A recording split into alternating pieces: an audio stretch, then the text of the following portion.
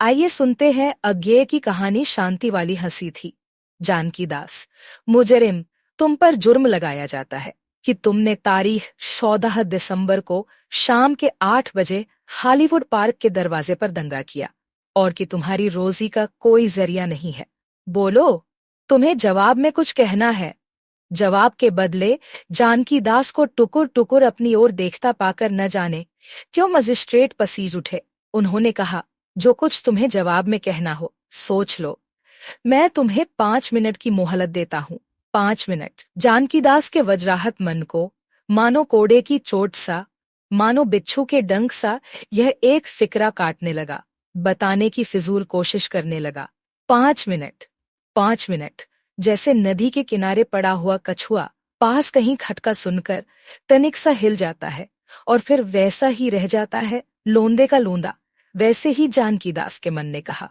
शांति हंसी थी। और 5 मिनट, कुछ कहना है अवश्य, सफाई देनी है अवश्य। 5 मिनट। शांति हंसी थी। कब? कहा। क्यों हंसी थी और कौन है वह? क्यों है? मुझे क्या है उससे?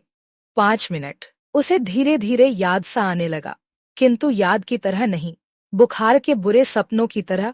शांति ने रोटी उसके हाथ में थमाकर उसी में भाजी डालते डालते कहा था, इस वक्त तो खा लेते हैं, उस बेर मेरी एकादशी है। उसने पूछा था, क्यों? क्यों? क्या? तुम्हें खिला दूंगी। और हंस दी थी। उस जून के लिए रोटी नहीं है, यह कहने के लिए हंस दी थी। दोपहर में सड़कों पर फिरता हुआ जानकी दास सोच रहा था, इतनी बड़ी दुनिया में, इतने कामों से भरी हुई दुनिया में क्या मेरे लिए कोई भी काम नहीं है? वह पढ़ा लिखा था, अपने माँ बाप से अधिक पढ़ा लिखा था, पर उन्हें मरते समय तक कभी कष्ट नहीं हुआ था। चाहे धनी वे नहीं हुए, तब वह क्यों भूखा मरेगा? और शांति, उसकी बहन भी हिंदी पढ़ी है और काम कर सकती है। जहां जहां से उसे आशा थी वह सब देख चुका था, बल्कि जहां आशा नहीं थी वहां भी देख देख कर वह लौट चुका था। अब उसे कहीं और जाने को नहीं था सिवाय घर के, और वहां उस बेर के लिए रोटी नहीं थी। और यह बताने को शांति हंसी थी। हंसी थी। तब इज्जत आबरू का, बुर्जुआ मनोवृत्ति का कुछ निशान भी बाकी रहा हो, तब नहीं रहा। उसके लिए कुछ नहीं रहा था। केवल एक बात रही थी कि उस बेर के लिए रोटी नहीं है, और शांति हंसी थी। राह चलते उसने देखा, दाईं ओर एक बड़ा सा आंगन है, एक भव्य मकान का, जिसमें 3-4 सुंदर बच्चे खेल रहे हैं। एक और एक लड़की बिना आग के एक छोटे से चूल्हे पर लकड़ी की हंडिया चढ़ाए रसोई पका रही है और खेलने वाले लड़कों से कह रही है, आओ भैया, रोटी तैयार है। वह एकाएक आंगन के भीतर हो लिया। लड़के सहम कर खड़े हो गए। शायद उसका मुंह देखकर उसने एक लड़के से कहा, बेटा, जाकर अपने पिता से पूछ दो, यहाँ कोई पढ़ाने का काम है। लड़के ने कहा, हम नहीं जाते, आप ही पूछ लो। जानकी दास ने दूसरे लड़के से कहा, तुम पूछ दोगे, बड़े अच्छे हो तुम।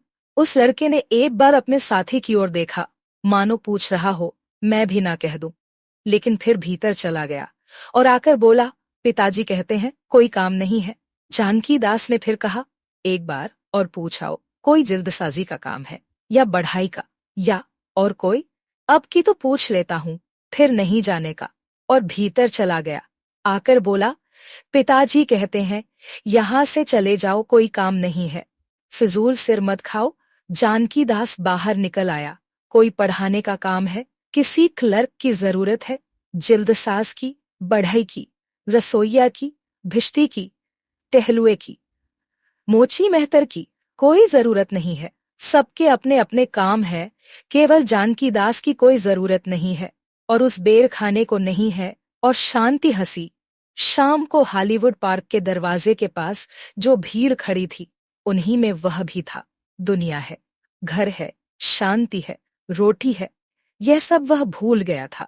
भूल नहीं गया था, याद रखने की क्षमता, मन को इकट्ठा अपने वश में रखने की सामर्थ्य वह खो बैठा था। ना उसका कोई सोच था, ना उसकी कोई इच्छा थी। यहाँ भीड़ थी, लोग खड़े थे, इसीलिए वह भी था। भीतर असंख्य बिजली की बत्तियां जगमगा रही थी। बड़े बड़े झूले, रंग बिरंगी रोशनी में किसी स्वप्न आकाश के तारों से लग रहे थे।